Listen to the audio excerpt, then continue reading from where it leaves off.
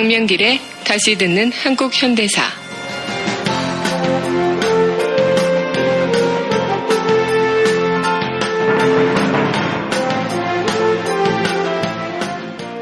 제7강 조국이 벌인 광복군.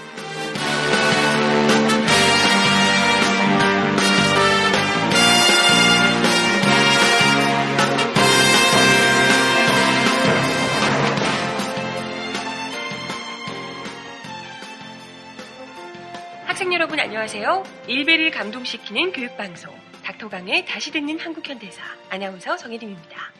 본 방송은 박세길의 다시 쓰는 한국현대사와 서울대학교 출판부의 한국사 특강 그리고 고등학교 한국사 교과서를 교재로 진행됩니다. 오늘도 다드사의 주인공 강명기 선생님 나오셨습니다. 안녕하세요. 안녕하세요. 네, 잘 보내셨나요, 지난주님? 날씨가 좋고 네. 하니까 쉬는 날도 많고? 아니 쉬는 날은 없습니다. 이제 뭐 제가 학원에 있기 때문에 네. 아이들이 이제 우리 학생들이 중간고사 기간이에요. 중간고사 기간이니까 좀 마음도 몸도 급하죠. 네. 근데 사실 10월이 가을 이제 한창 가을다운 날씨이기도 한데요. 뭐 강명기 선생님께서는 쉬는 날이 없으시지만 사실 뭔가 좀 의미 있는 날들은 굉장히 많은 때거든요. 그렇죠. 몇 년 전까지만 하더라도 징검다리 주일이 많았었잖아요. 그렇죠. 대표적인 게 이제 10월 1일 국군의 날, 네. 10월 3일 개천절, 그렇죠. 그 다음에 10월 9일 또 한글날, 그렇죠. 이렇게 네. 많았었고 또 예전에는 또 어떻게 또 하다 보면 추석도 그때 끼니까 맞아요. 네. 완전히 뭐 좋았죠. 예. 지금 사실 오늘 방송하는 날이요. 10월 4일이에요. 예. 그래서 14선언 6주년 이렇게 이야기를 하는데 그렇죠. 의미는 현 정부에서는 찾기가 좀 어렵지만 그렇죠. 네, 벌써 그렇습니다. 14선언 한 게 2007년이니까 네. 꽤 시간이 지났네요. 네, 6년이 지났죠. 됐죠. 예. 대표적인 14선언의 핵심적인 단어가 바로 이제 우리 민족끼리 네. 뜻과 힘을 합치면 민족 번영의 시대, 자주통일의 시대를 열어나갈 수 있다는 확신을 네. 갖고 있는 선언이죠. 이게 그때 당시에는 당연한 이야기처럼 들렸는데요. 현 정부에서 들으니까 왠지 뭔가 좀 위험한 것 같은. 예, 그렇습니다. 6년 만에 이렇게 또 변하네요. 그리고 어제 또 개천절이었고요. 예, 개천절이죠. 네. 우리 청취자 여러분들이 다 아시는 것처럼 이 개천절이라고 하는 건 네. 그 단군 할아버지가 그렇죠. 서기 전 2333년, 기원전 2333년에 음력 10월 3일에 네. 최초의 나라죠. 네. 우리나라, 우리 민족의 나라 단군 조선을 건국했다. 이것을 네. 기념을 하는 건데 우리 청취자 여러분들께서 좀 정확하게 좀 아셔야 될 필요가 있는데 네네. 단군 할아버지가 우리의 조상 단군 왕검이 조선을 건국했다 이런 것보다는 네. 단군 조선의 건국일이다라기보다는 그거보다 조금 더 앞서서 우리가 단군 신화에서 아시는 것처럼 네. 환인 천재죠 하느님의 네네. 아들인 환웅이 그죠. 천지 세상의 뜻을 품으니까 홍익인간의 이념을 가지고 내려오잖아요. 네. 그게 바로 이제 그 태백산이 어딘지 아직까지 정확하게 정의되지는 않고 있지만 태백산의 신단수 아래에서 신실을 열어서 홍익인간 이화세계의 이념으로 그 세상을 연 거잖아요. 네네. 그것을 기원으로 하는 것이 좀 맞는 거죠. 그게 바로 서기 전 2457년 음력 10월 3일이 네네. 되는 거죠. 예. 그리고 그 우리나라 이제 역사책 청취자분들 다 아실 거예요. 고구려의 동맹이라든가 부여의 영고, 예맥의 무천이라고 해서 하늘에 제사 지는 제천의식이 네. 있었고요. 그리고 조선시대라든가 고려시대에는 만이산에서 제천단, 구월산의 삼성사, 그다음 네. 평양의 숭령전에서 제천의식을 했었죠. 개천절에 맞춰서. 그렇죠. 예. 예. 사실 개천절은 제 생일이기도 합니다. 그렇게 생일 축하드립니다. 네. 그리고 또 우리나라에서는 굉장히 크게 치렀던 행사 중에 하나가 또 국군의 날이 있었죠. 예, 그렇죠. 국군의 날이죠. 10월 1일 날요. 예, 10월 1일이죠. 10월 1일은 바로 이제 국군의 날인데요. 이 국군은 대한민국 국군의 창설을 그렇죠. 기념하기 위해서 만든 건데요. 이건 바로 이제 1945년 8월 해방 이후 네. 미 군정에 의해서 네. 조선경비대가 그 다음 해인 1946년 1월 15일 날 창설이 됩니다. 그러면서 법령이 바뀌고 제도도 좀 바뀌면서 국군도, 그러니까 육군, 네. 그다음에 또 공군, 해군이 또 만들어지겠죠. 네네. 그때 초대 국방부 장관이 바로 이범석 장군이라는 분인데 네. 이분은 바로 한국광복군 네. 참모장이었던 분이십니다. 오, 그렇군요. 예, 광복군의 참모장. 그런데 이게 원래는 그 조선경비대가 1월 15일이거든요. 그쵸. 창설한 기념일이. 그런데 이제 국군하고 이제 육군, 공군, 해군 다 달랐어요. 그래서 그 1956년에 네. 대통령령으로 국군의 날에 대고 하는 규정을 이제 바로 잡습니다. 네. 그래서 이 10월 1일로 이제 통합을 해서 기념을 하게 되는데 이 10월 1일이 언제냐면 네. 6.25 전쟁이 발발을 하지 않습니까? 한국 네. 전쟁이. 그래서 1950년에 그 네. 인천 상륙작전 이후에 네. 이제 그 수세에 몰렸던 국군이 네. 이제 진격 북진을 하게 되지 않습니까? 네, 네, 네. 그때 3사단 23연대 네. 4대대 바로 백골부대입니다. 아. 이 백골부대가 강원도 양양 지역에서 38선을 통과한 날, 돌파한 날을 이 바로 10월 1일이에요. 그래서 그날을 기념을 해서 국군의 날로 하게 되는 거죠. 네. 군이 뭐 창설이 되고 이런 것과는 상관이 없었군요. 사실상 뭐 남북전쟁 때, 6.25 전쟁 때 우리 군이 승기를 잡은 뭐 날 정도로 그렇죠. 생각할 수가 있을 것 같네요. 그러니까 이제 조금 오류가 좀 약간 의아해할 수 있는 게 네.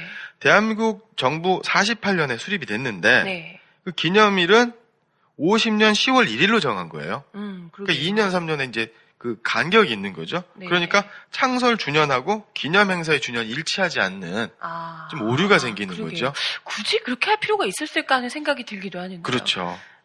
네. 그러니까 이제 제 생각에는 네. 그렇게 가는 게 아니라 네, 그럼 네. 대한민국의 국군의 기원을 네. 좀 정확하게 밝힐 필요가 있지 않느냐라는 아. 생각이 좀 들어요. 네. 사뭇 비슷한 것 같아요. 저번에 방송을 했던 것에 우리가 건국의 날짜를 그렇죠. 어디로 할 것인가 예. 얘기를 하신 적이 있는데요. 분명히 건국을 한 것도 마찬가지고 네. 대한민국 국군을 창설한 것도 마찬가지고요. 네. 그 법통과 계승, 정신을 네. 좀 계승을 해야 되는데 그렇죠. 어디를 예, 포인트로 할 것인가. 그렇죠. 네. 그 기점은 바로 한국 광복군을 네. 대한민국 국군의 모태로 하는 것이 맞다. 왜냐하면 그렇죠. 예. 대한민국 헌법에서도 상해 임시정부, 대한민국 임시정부의 법통을 계승한다고 명시가 되어 있거든요. 그렇죠. 그렇기 때문에 당연히 한국 광복군의 네. 창설일을 기준으로 국군의 날을 제정하고 기념하는 것이 맞다. 라고 볼 수가 그러면 있겠습니다. 훨씬 더 좋을 것 같은데 의미상으로도요. 예, 예. 그러면 광복군이 지금 임시정부의 그 정식 군대인 건가요? 예, 그렇죠. 우리 여러분들께서 많이 아시는 것처럼 독립군, 네. 홍범도 장군, 네. 김자진 장군, 네. 지청천 장군 많이 계시잖아요. 네. 그리고 그분들을 대체로 통칭해서 독립군이다라고 하는데 네. 그 당시엔 북로군정서라든가 다양한 군대, 네. 우리 지난 시간에 잠깐 말씀드렸을 때 신흥무관학교라든가 네. 이 독립군 기지들이 많았었어요. 네. 그래서 항일의병, 단발령이라든가 명성황후 살해, 네. 시해 사건 이후에 어떤 그 국내 독립운동가들이 국외로 나가서 네. 독립운동을 하게 됩니다. 그래서 네. 각각의 이제 부대도 만들게 되고 하게 네네. 되는 거죠.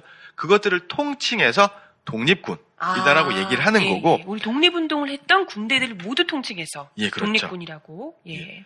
그러고 나서 대한민국 상해 임시정부가 이제 수립이 되지요. 네. 1919년에. 네. 그러고 나서 대한민국 임시정부가 군사조직법을 공포합니다. 그래서 각지에 흩어져 있던 독립군들의 통합 작업을 해서 만들어진 게 바로 한국 광복군이 되는 거죠. 그렇군요. 임시정부의 정식 군대의 예, 예. 이름이 대한민국 광복군이다. 광복군이다. 그 기원이 바로 1940년 9월 17일. 네. 대한민국 임시정부의 마지막 청사가 위치했던 중국 중경, 충칭이라고 하죠. 네네. 예, 충칭에서 했고요. 그 당시에 군수 통수권자는 당연히 주석이었던 백범 김구 선생님. 그렇군요. 그 다음에 총사령관은 유명한 독립군 장군이시죠. 지청천 장군. 네. 그 다음에 참모장은 아까 초대 국방부 장군을 지냈다고 아. 말씀드렸던 이범석 장군님. 맡으셨습니다. 그렇군요. 지금 여러분께서는 강명길의 다시 듣는 한국 현대사를 듣고 계십니다. 우리라이프 상조 영업사원 홍대리입니다.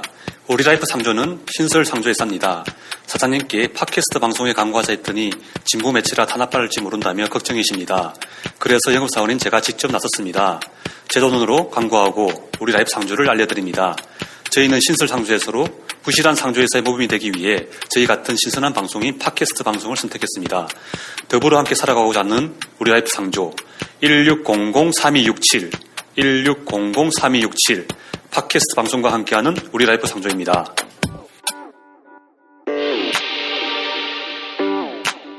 네. 근데 그러고 보니까요, 저희가 지금 제목도 이야기하자고. 아, 그렇네요. 바로 달렸는데요. 오늘의 제목은 그래서 조국이 버린 광복군이라는 의미심장한 제목으로 방송을 시작하고 있습니다. 네. 예. 오늘 또 대체 벌써부터 제목이 조국이 버린 광복군이어가지고요. 어떤 살벌한 이야기가 나올지.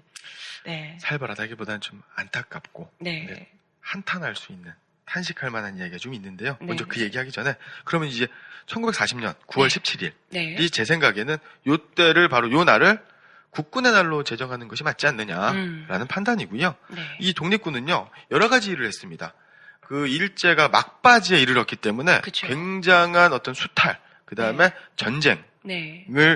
아주 악랄하게 수행하던 시기거든요. 네. 그래서 우리 대한광복군, 한국 광복군은 1지대, 2지대, 3지대, 5지대로 네. 나누어져서 중국 대륙 곳곳에서 네. 뿐만 아니라 중국군하고 연합을 하고 영국군하고 연합을 해서 중국, 인도, 버마, 네. 요즘 미얀마라고 하죠. 그래서 그 연합작전을 음. 펼치기도 합니다. 실제로 이제 전투에. 전투를 하는 그런 예. 군대였던 거죠. 더군다나 그 당시에는 그 이제 징병제, 네. 학도병으로 끌려가거나 이러한 이제 조선인 이제 일본군들이 많았단 말이에요. 네. 그래서 이 독립군 그 광복군이 네. 그 일제의 군인이 네. 어쩔 수 없이 된 네. 사람들에게 선무 방송을 아. 하는 거죠. 뭐 탈출해서 광복군으로 오세요. 아. 내지는 일본인에게 전쟁의 전황을 일본군들은 잘 모르잖아요. 네네. 일본이 무조건 이기고 있다고 생각하니까 그래서 일본이 어떻게 되고 있다라는 그 선무 방송 그렇군요. 이런 것도 하고 그리고 또 결정적으로 1945년에 네. 미국의 전략 첩보국 OSS라고 하는 네. 공동으로 한반도에 침투하는 국내 진공 작전. 네, 미국하고 같이 그렇죠. 침투 작전을 세웠단 말이죠. 그 진공 작전이니까 바로 진격해서 공격한다. 네. 준비를 합니다. 그 작전의 이름이 바로 독수리 작전입니다. 독수리 작전. 예. 1945년이면 시기가 그렇죠. 애매하네요. 예. 그래서 이 독수리 작전이 수립이 되고 실제로 준비가 실행이 되기도 합니다. 예. 되기도 하는데 예. 일제가 예. 그 작전이 있기 직전에 항복을 해버리는 거죠. 만약에 이건 뭐 역사의 만약이라는 가정이 좀 필요 없긴 하지만요. 만약에 그 작전이 잘 수행이 돼서 우리가 일본을 굴복을 시켰더라면 그렇죠. 지금보다 훨씬 나은 그림이 좀 되지 않았을까 이런 안타까운 마음이 이런 드네요. 것들을 생각해 볼 수가 있을 거예요. 왜 그 광복이 되고 나서 네. 그 대한민국 임시정부의 요인, 뭐 네. 김구 선생님이라든가 지난 시간에 말씀드린 수당 정정화 선생님이라든가 이런 분들이 그 임시정부 요인의 자격으로 귀국을 하지 못합니다. 광복군도 그 광복군의 자격으로 입국을 못해요. 그렇게- 그렇죠. 예. 그런데 우리가 진공작전에 혁혁한 공을 세우고 우리가 앞장서 싸워놨다면 그런 일들이 벌어졌다면 대한민국 임시정부의 법통을 계승을 해서 대한민국 임시정부를 통째로. 예. 수립할 수 있는 네네.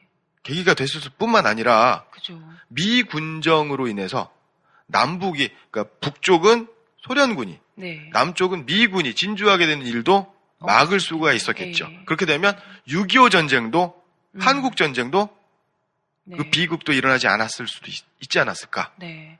참 역사의 가정이라는 말이 필요하지 않지만요. 네. 그래도 좀 안타까운 마음이 드네요. 광복군들이 이렇게 많은 정말 육탄전을 저번에도 말씀하셨지만 일본 간도 특설 때 이런 그렇죠. 부대하고 직접 맞서 싸운 거잖아요. 그렇죠. 우리 군들이. 형성평가 1번 다음의 보기가 설명하는 군대의 이름은 무엇인가? 보기 1940년 9월 15일 대한민국 임시정부의 김구 주석은 중국 곳곳에서 독립전쟁을 벌이는 독립군의 통합을 바탕으로 중국의 충칭에서 조직되었다. 1941년 12월 태평양 전쟁이 일어나자 임시정부는 일본에 선전포고를 하고 중국 각지에서 중국군과 협력하여 일본군과 싸웠으며 멀리 인도와 미얀마 전선까지 나아가 영국군과 함께 대일 전쟁에 참여하였다. 국내 상륙작전인 독수리 작전을 준비하였으나 일본의 항복으로 인해 실행하지는 못하였다. 1. 자위대 2. 반무대 3. 선수교대 4. 전봇대 5. 한국광복군 광복군들이 이렇게 실제로 우리 임시정부의 정통성을 가지고 있는 정식 군대로서 우리 예. 광복을 위해서 온몸을 바쳐서 피를 흘리면서 목숨을 바치면서 싸워주셨던 군대더라, 정식 군대더라라고 이야기를 해주셨고요. 여기 좀 우리가 알만한 분들, 아까 김구 선생님 이런 분들 말고 또 예. 알만한 분들이 있을까요? 뭐 유명한 분들이야 뭐 김자진 장군님, 뭐 홍범도 장군님부터 해가지고 대단히 많지만 네네. 우리가 잘 모르는 예. 분 한 분. 그 중에서도 여성. 여성. 거기에다가 육군이 아닙니다. 공군. 어머나. 예. 그러면 여성이시고 공군 광복군이셨던 거네요? 그렇죠. 대단하신데요? 비행기 조종사입니다. 오. 예. 우와, 대단하시네요. 바로 이분이 바로 권기옥 선생님입니다. 권자, 기자, 옥자. 예, 선생님이요? 권기자 옥자 선생님, 네. 권기옥 선생님이고요. 이분은 1901년 네. 평안남도에서 네. 몰락 양반의 집안에서 둘째 딸로 태어납니다. 아, 양반가 따님으로? 예. 이제 이름이 원래 권기옥이 아니었고요. 네. 이름은 갈래였습니다. 아. 왜 갈래였냐면 두 번째 딸을 낳으니까 아버지가 실망을 좀 하신 거예요. 아. 그래서 어서 가라. 그래서 갈래라고 지었다고. 아이고, 참, 네. 그런데 이제 권기옥 선생님이 17살 되던 해에 그 미국인의 그 고개 비행단이 평양에서 고개 비행을 합니다. 요걸 구경하고 나셔서 나 비행사 되겠다. 이런 어머나. 꿈을 꾸시죠. 예. 당시로서는 굉장히 특이한 꿈인데요. 그렇죠. 그죠? 독특하죠.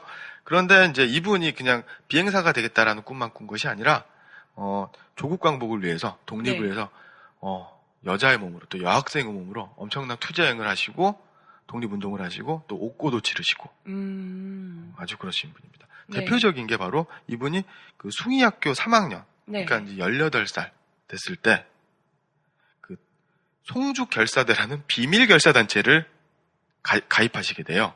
이름도 무서운데요? 그렇죠. 결사대. 네. 그래서 뭐냐면 그 3.1운동을 앞두고 그 친구들하고 기숙사에서, 여학교 기숙사에서 태극기를 몰래 만들어가지고 운반하고. 네네. 그리고 이제 체포돼가지고 3주 동안 구류를 살게 됩니다. 3.1운동 그 당시에? 그렇죠. 예. 유관순 언니하고 뭐 거의 비슷한 그렇죠. 분이라고 볼 수가 있겠네요. 예. 그리고 또, 그러고 나서 이제 한번 감옥 갔다 왔으면 좀 음. 조용히 살아야 되는데, 네네. 이분도 독립운동에 대한 신념을 버릴 수가 없어서 임시정부의 군자금을 모금하는 운동을 비밀리에 또 하시게 됩니다. 아니 근데 나이가 그때는 어렸을 거 아니에요? 그러니까 다 10대 후반, 20대 초반이죠, 다. 정말 대단하네요. 예. 예. 군자금을 또 모으려고 우리 예. 지난주에 독립군의 지갑편도 했었는데 군자금을 또 모으시려고. 거기다가 예. 또 임시정부에서 발행하는 공채, 네. 채권도 이제 판매하러 다니시고. 오. 그래서 또 이제 실형을 받으시고 또 심한 고문까지 받으세요. 그렇군요. 그리고 또 엄청난 일을 하시려고 합니다. 이제 20살 되던 해 1920년 네. 이제 출소를 하십니다. 그리고 브라스 밴드 아시죠? 그 금관악기 해가지고 이제 학교에서 네. 동아리로 하는 밴드를 아. 만들어가지고 그 지방을 이제 순회를 하십니다. 그래서 오. 민중계몽운동 하시고 독립운동의 연락활동, 그러니까 비밀 밴드가 유랑하는 거니까 그러면서 연락이라든가 네. 비밀통신을 좀 그러니까 공연을 한다는 핑계를 그렇죠. 대고 이런 독립운동 하시는 분들이 이제 소식책도 대드리고 예. 뭐 이런 일을 하신 거군요. 계몽도 하고. 예. 그런데 이제 임정의 이제 그 임시정부의 요인이었던 문일민 선생님하고요, 장덕진 선생님을 도와서 그 평양의 도경 경찰서죠. 네. 경찰서를 폭파하려고 하는 네. 계획을 꾸미시고 그 계획을 실행을 하십니다. 실제로? 예. 예. 근데 이제 발각이 됐죠. 아. 그러다가 이제 검거가 되니까 다른 분들은 많이 검거되셨는데 검거당하기 직전에 탈출을 하세요. 예, 그리고 이제 멸치배를 타고 네. 중국으로 밀항을 하십니다. 이분이 정말 파란만장하신데요. 굉장히 이제 인생 자체가 어릴 때부터 보통 스케일의 분이 아니신 것 같아요. 예, 그렇습니다. 그러고 이제 중국에 가셔가지고요. 그 네. 안중근 의사, 네. 안중근 선생님의 동생인 안명근 선생님의 도움을 받아가지고요. 중국에 있는 비행학교에 입학을 하시게 됩니다. 근데 이게 단순히 그냥 비행기 한번 몰고 싶어가 아닌 거잖아요. 그러니까 그렇죠. 공군이 되겠다, 광복군의 공군이 되겠다 이러신 거잖아요. 예. 그러니까 뭐냐면 간단하게 말씀드리면 비행기에 폭탄을 싣고 날아가가지고 조선 총독부와 일왕궁을 폭파하겠다. 그 꿈으로 참, 네. 예, 근데 이제 그 비행학교라고 하면 이게 남자들도 네. 비행사가 되는 게 쉽지가 않단 말이에요. 특히나 그때는 예, 그렇죠. 굉장히, 예. 그러니까 이제 그 우리나라의 비행학교도 아니고 중국 비행학교입니다. 그리고 네. 중국 정부의 비행학교가 아니라 당시 군벌들이라고 해서 그 중국 그 중앙 정부의 네. 통제가 되지 않는 아, 통제하는 게 이제 뭐라 그럴까 이제 군대 세력이죠. 네네네. 이런 세력들이 학교가 있었어요. 음, 거기에서 여자를 또 외국인 여자를 그죠. 입학시켜 주겠습니까? 그러니까 상해 임시정부에 이시영 선생님의 추천서를 가지고 가요. 네네. 그래서 중국인 교장을 만나서 담판을 짓습니다.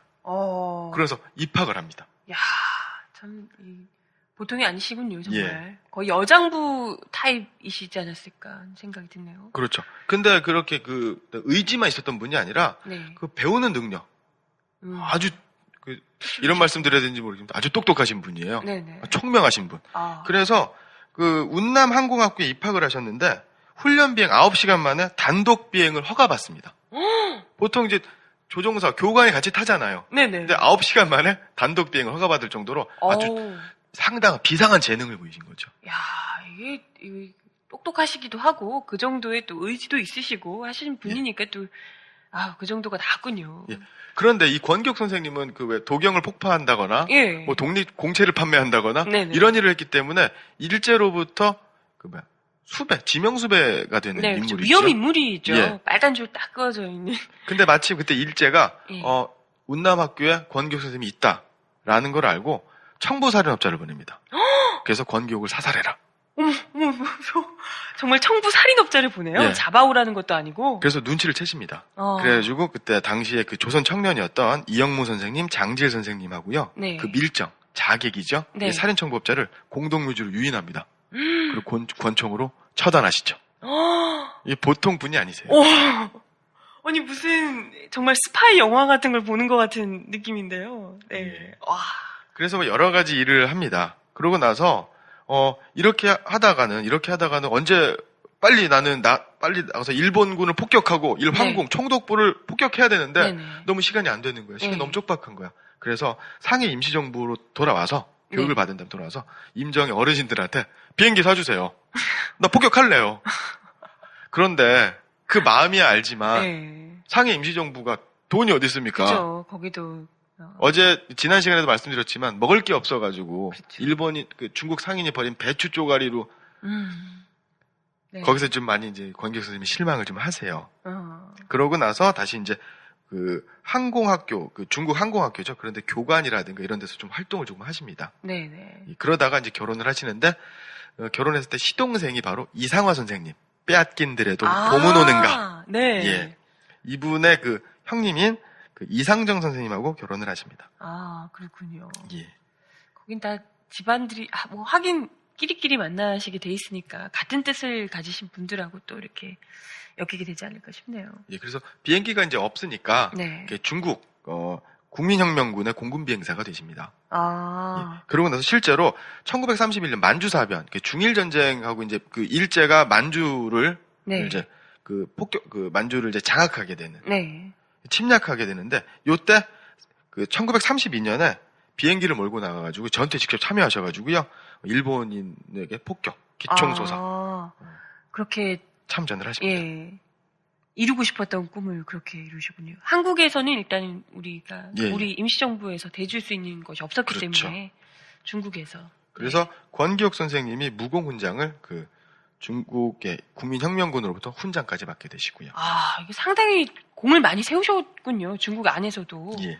예. 결정적인 일본 결정적인 또 계기가 있는 게 뭐냐면 이제 그 선전 비행이라는 이제 계획이 생긴 거예요. 선전 비행이라고 뭐냐면 이제 그 요즘으로 치면 에어쇼 네. 이런 걸 해가지고 그 비행기가 쭉 날아가면 사람들이 보면서 와 우리 비행기야, 네. 우리 일본군을 때려잡는 우리 중국의 비행기. 그래서 중국 사람들에게 네. 그 이제 선전을 하는 비행이 있어요. 근데 그 비행의 경로가 세 가지가 있는데 그 권기옥 선생님은요 동남아시아를 경유해서 일본까지 가는 남양선이라는 비행 그 경로가 있어요. 네. 거기에 참가하실 예정이셨어요.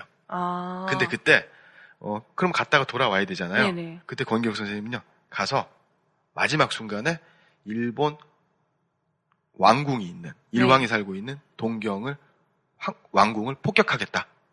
계획을 라는 세우시는 계획을 거군요. 세우십니다. 근데 이 비행 계획도 무산이 됩니다. 당시 사정이 좀 안 좋아서.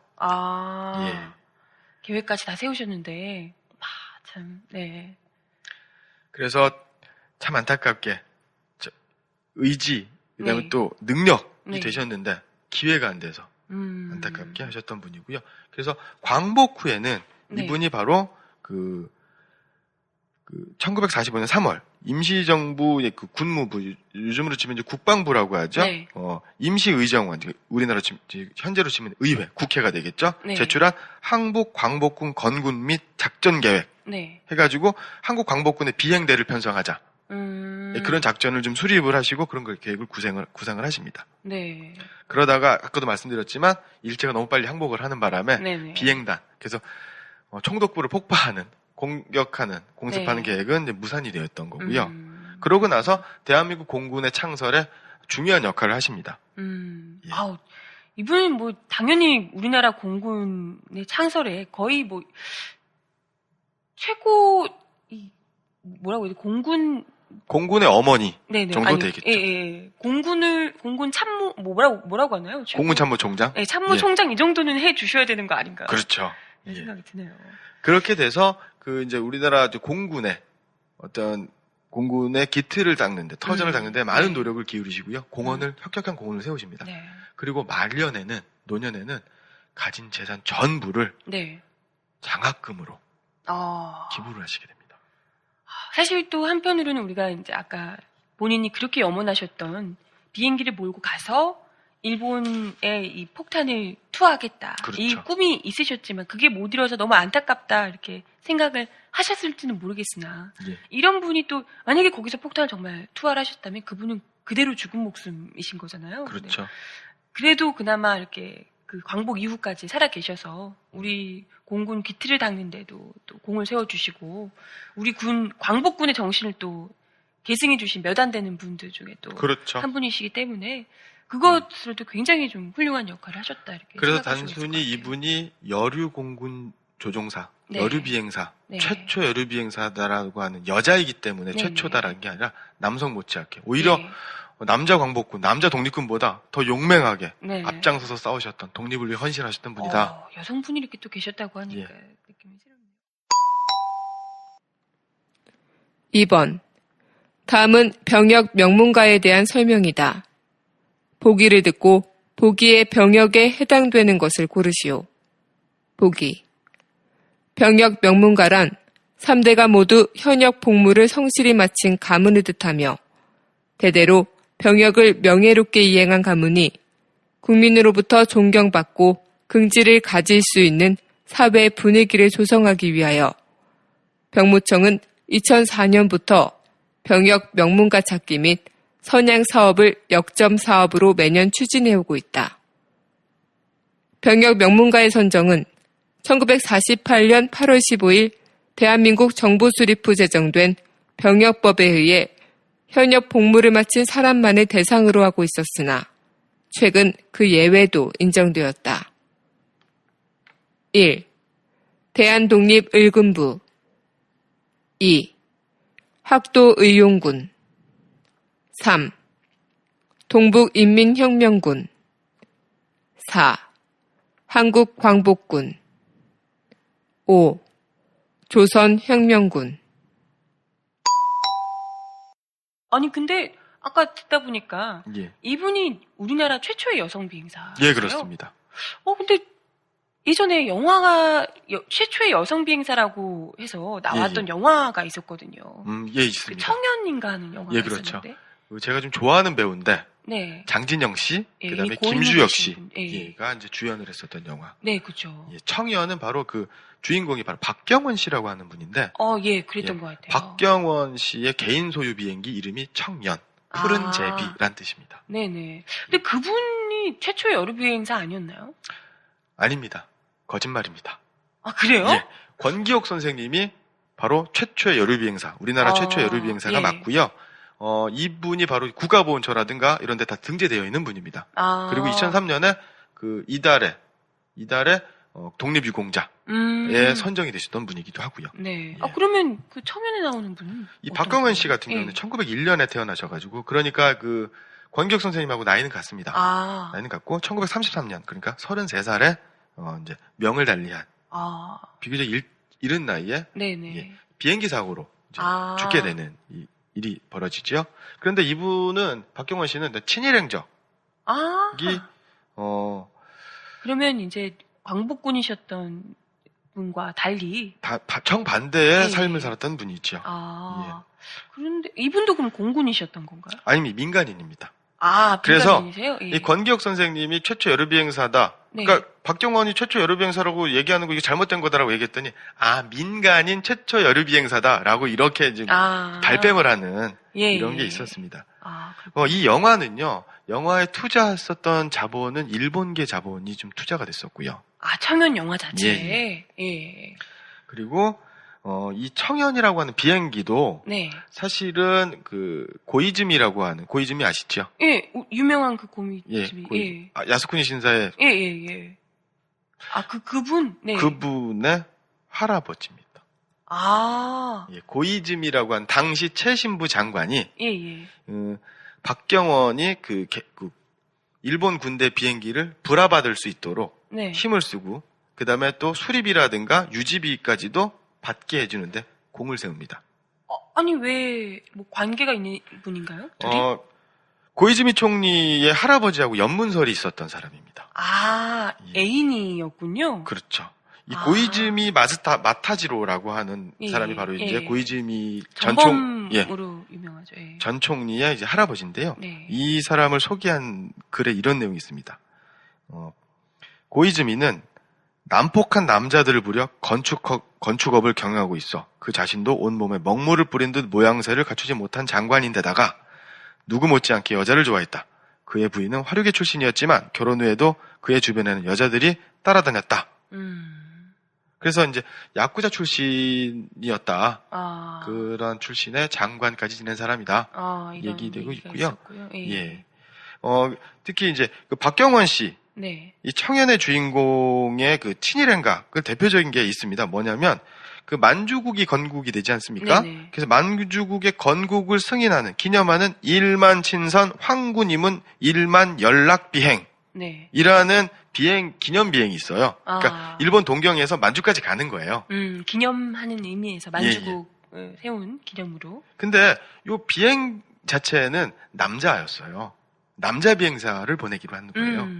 거기다가 이 박경원 씨는 여자잖아요. 네네. 거기다가 조선인입니다. 예. 그러니까 거기에 그 계획에 채택이 될 가능성이 거의 없는 거죠. 그렇죠. 더군다나 그 당시에 그 여자로는 그 박경원의 라이벌이 있었습니다. 네. 그래서 일본 애국 부인회인가 그쪽에서는 그 일본인 여자를 지지하는 이 경쟁이 붙었던 거죠. 그러니까 박경원은 아예 논외였어요. 논외였는데. 근데 애인의 덕으로. 그렇죠. 그 당시 신문에 박경원하고 고이즈미 최신 장관의 연문설이 심심치 않게 가심란에 나오기도 했습니다. 뭐 공공연한 사실이었나 보네요. 예, 그렇고 그 다음에 또 그 유명한 친일파 있죠. 최린. 네. 그 다음에 고이즈미 최신 장관. 그 다음에 박경원이 그 내선 일체의 상징인 신사에 참배하는 방명록에도 나란히 이름이 같이 있습니다. 그렇군요. 이렇게 됩니다. 네. 그래서 만주국을 창설한 것을 건국한 것을 기념하는 기념비행도 직접 하셨다는 거죠.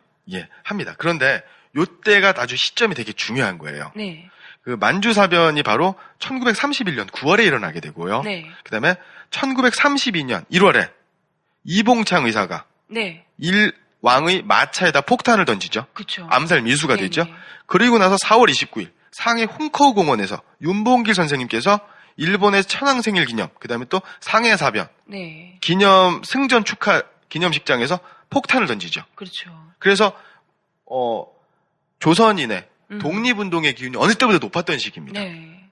그런 시기에. 예, 그런 시기에 박경원이라고 하는 건 엄청난 거죠. 왜냐하면 조선 여성이 일본과 만주에 연결하는 가교, 다리가 되어서 일본, 조선, 만주를 일체화시키는 대동아 공영권 네. 이바지할 거다. 그러니까 이 비행 기념이 얼마나 의미가 있느냐라고 선전할 수 있는 네. 최적의 조건을 가진 사람이 되는 거죠. 이것 봐라, 조선인도 같이 동의하지 않냐, 뭐 이런 이제 홍보 효과도 있는 거군요. 예. 그래서 네. 요때가 바로 1933년인데요. 그 공군 창설, 그러니까 일제 공군 창설 25주년이 됩니다. 네. 이때 일본 천황, 일왕이 그 타치가와 비행연대에 옵니다. 그리고 비행학교 교장을 만납니다. 네. 그리고 제국 비행협회, 그러니까 일본 비행협회죠. 비행협회에서 박경원의 만주 비행을 허락하고 후원하겠다라고 결정을 합니다. 그러니까 이게 단순하게 박경원이 운이 좋았다. 내지는 박경원을 도와주는 사람이 힘을 썼다의 정도가 아니라 천황과 밀접한 관계가 있는, 그러니까 그 정책을 결정하는데 최고의 영향력을 행사할 수 있던 사람, 네. 권력의 핵심과 박경원이 맞닿아 있었다라고 라고 볼 수가 있는 개연성이 충분히 있는 거죠. 네네.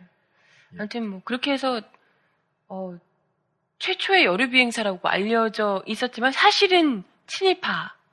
저는 그 박경원은 일본의 치어리더다, 일본군의 치어리더다라고 네. 보는 게 더 맞지 않나라는 생각이 일본의 합니다. 치어리더와 사실상 정말 우리나라의 최초의 여성 그 공군 비행사였던 정기옥 선생님, 예, 권기옥 선생님. 권기옥 예. 선생님, 네. 두 분에 대해서 이야기를 해주셨습니다. 같은 나이인데 네. 같은 전혀 다른 삶. 전혀 다른 삶을 살았고요. 그래서 그 출발을 합니다. 출발을 하고 네. 하는데 날씨가 좀 안 좋았어요. 아, 그래서 아까 그분? 예. 네. 그래서 그 박경원 씨는 1933년 8월 7일 8월 7일 날 오전 10시에 네네. 그 이제 비행을 이륙을 합니다. 예. 이륙을 하고 돌아오지 못하게 됐죠. 아, 예. 그 만주국을 건국 기념을 하는 비행에서 예. 떠났다가 돌아오지 못하셨다는 거군요. 예, 그때 그렇습니다. 사망을 하신 건가요? 예. 아, 그런데 예. 더 좀 통탄할 만한 일들은 그러고 나서 이제 죽었단 말이에요. 예. 사고로, 비행사고로. 뭐 사람의 목숨이 사라지게 된 거니까 되게 뭐 안타까운 일이긴 한데, 그러니까 이제 추모제가 열립니다. 장례식이 네. 열리죠. 그 뒤에 그 아라키 육군장관, 네. 미나미 최신장관, 나가이 조선총독부 정무장관, 아이고. 오시 관동군 참모장, 네, 일본의 이런 사람들이 뭐, 보낸 예. 화환, A급 전범들의 화환이 쭈루룩.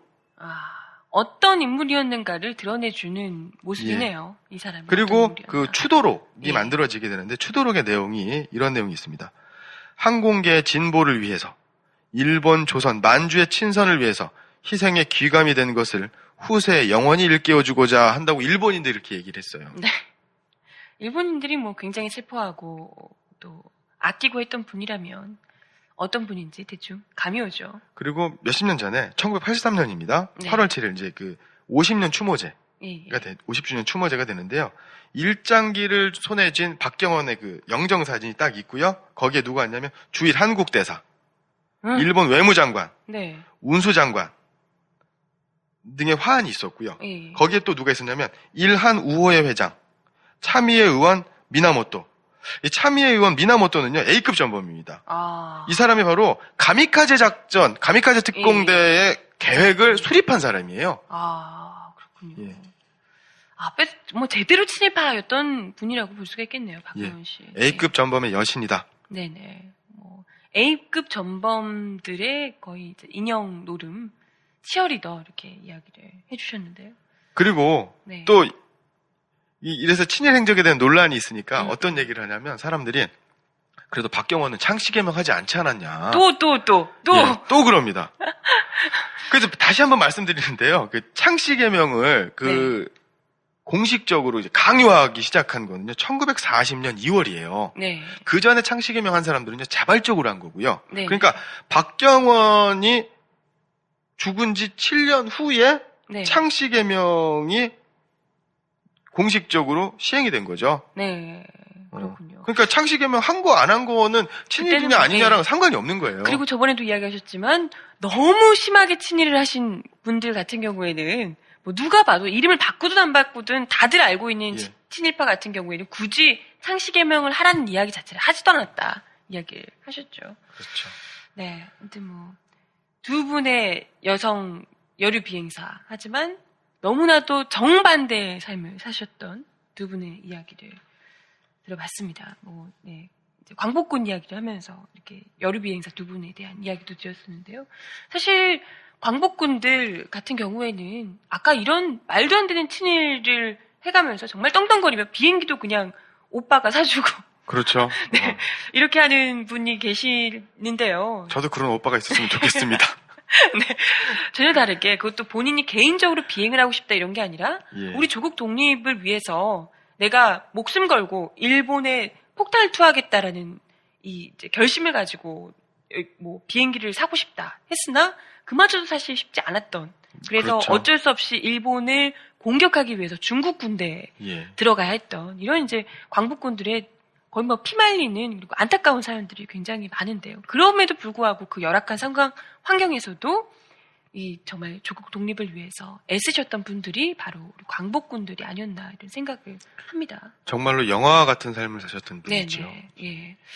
그래서 아무튼 뭐 아까 이제 권기옥 선생님도 그렇지만 다른 우리 이제 광복군 분들이 이후에 좀 그래도 당장에 들은 몇 분들 같은 경우에는 그래도 광복 이후에 나름대로 우리 정부로부터 좀 대접을 받지 않았나 이런 생각이 들기도 하거든요. 언뜻. 예, 그런데 왜 우리 제목이 오늘 조국이 버린 광복군인가요?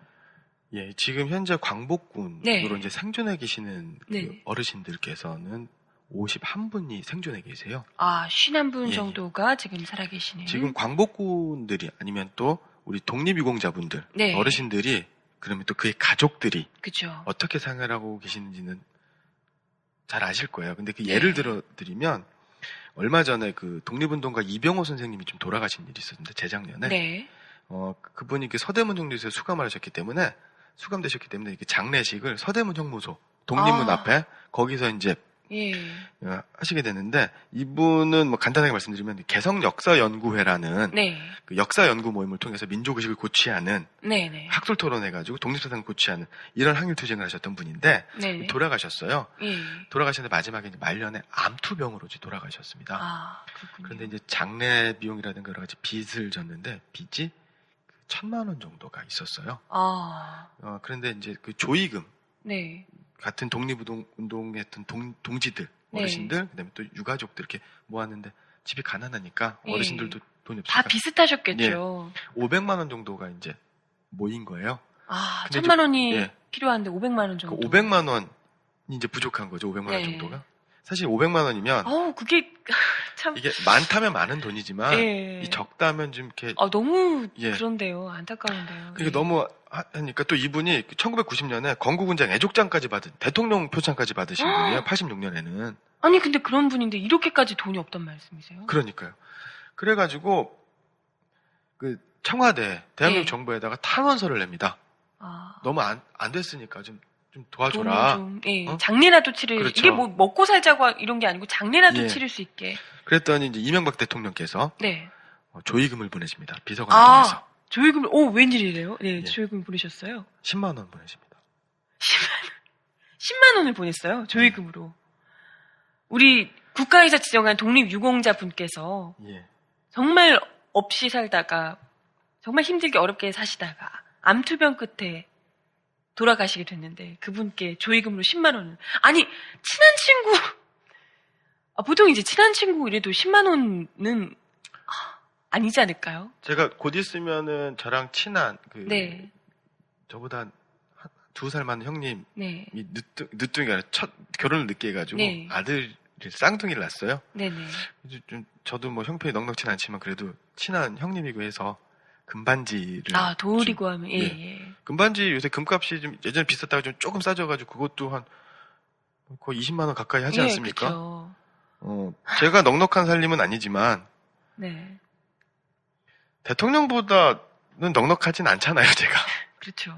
그리고 이분이 그냥 분이 아니시잖아요. 네. 그냥 친구, 살아있는 친구, 뭐 돌반지해주고 예. 이런 개념이 아닌 겁니다, 지금.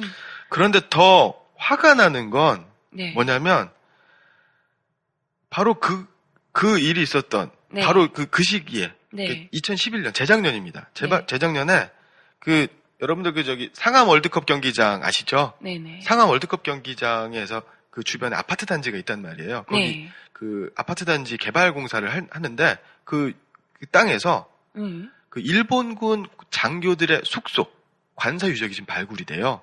일본군 장교들의 숙소? 예, 그게, 예. 그런데 그것을 보건공사를 합니다. 30억을 들여서. 에? 일본군 장교 숙소가 뭐가 그렇게 대단해요? 그러니까 우리가 1995년에 광복 네. 50주년 기념 행사할 때 그 네. 중앙청, 그러니까 총독부 건물이죠. 예, 경복궁에 있는 이거를 복원하냐 해체해야 되느냐. 네. 뭐 이런 논란이 굉장히 많았단 말이에요. 그래서 그게 우리가 뭐 보존해야 할 가치가 있냐 없냐. 그렇죠. 예. 이걸 일본군 장교 숙소예요, 그냥. 그죠. 이거 30억을 들여서 관사를 복원할 게 지금 아니, 독립군 숙소가 아니잖아요. 그러니까요. 참 내가 예. 답답해가지고 이게 이제 서울시에서 복원을 하는 건가요? 예. 그때 당시에. 2005년에 이명박 씨가 서울시장이었고요. 네네. 개발을 한 거는 복원을 하고 한 거는 바로 오세훈 서울시장 때. 아, 네. 그리고 문화재청에서 문화재심의에서 문화재로 보건공사 하자라고 한 거고 그다음에 SH공사. 네. 이게 다 국가 관련된 사람들 아닙니까? 네, 그쵸. 그걸 30억을 들여서 예. 일본군 장교들 숙소를 30억을 들여서 하는데 복원을 하는데 우리나라 조국을 위해서 독립을 위해서 애쓰시다가 예. 정말 힘들게 평생을 바치셨던 그래서 훈장까지 받으셨던 우리 독립유공자께는 조의금으로 10만 원. 그리고 발뺌을 하는데 네. SH공사는 위탁받은 시공사일 뿐 관할 자치단체인 마포구청이 주관 발주했다. 네. 오세훈 서울시장은 관련 내용을 잘 모르겠다. 확인해 연락하겠다. 그리고 연락 안 합니다. 네. 문화재청 최강식 청장은 문화재 등록 심사만 할 뿐 문화재청 관여할 일이 아니다.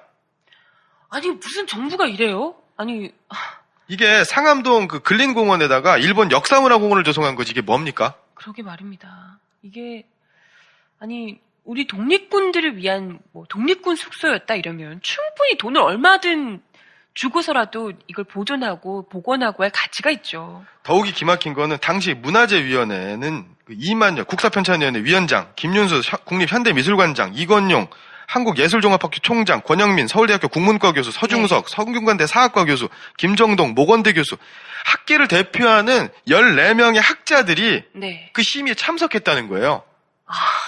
아니 그분들이 주장하는 이 복원 가치는 뭐예요, 대체? 뭐 여러 가지 이게 있지만 뭐 그나마 좀 이분들을 변명할 만한 말을 찾아봤어요. 그랬더니 네네. 굳이 복원해야 한다면 상징적으로 일개동 정도만 하자. 그게 말이 되는 겁니까 지금? 아니 복원할 필요가 없는데 뭘 굳이 복원해야 한다면이에요. 그래서 지금 복원이 돼 있다는 말씀이시죠? 예, 복원이 되어 있습니다. 인터넷에 30억을 들여서? 검색하시면 사진 같은 거 확인하실 수 있고요. 보다 황당한 건 예. 그 길 건너편에 네. 일본인 학교가 있다라는 겁니다. 그러니까 그 일본인 장교 숙소가 네네. 장교 숙소가 있었던 자리에 보건공사를 한 게 아니라 조금 옮깁니다. 길가로. 그리고 그 길가 건너편에 일본인 학교가 있었는데 그 일본인 학교는 원래 그 개포동 있지 않습니까? 네. 강남의 아파트 단지 안에 일본인 학교가 원래 있었어요.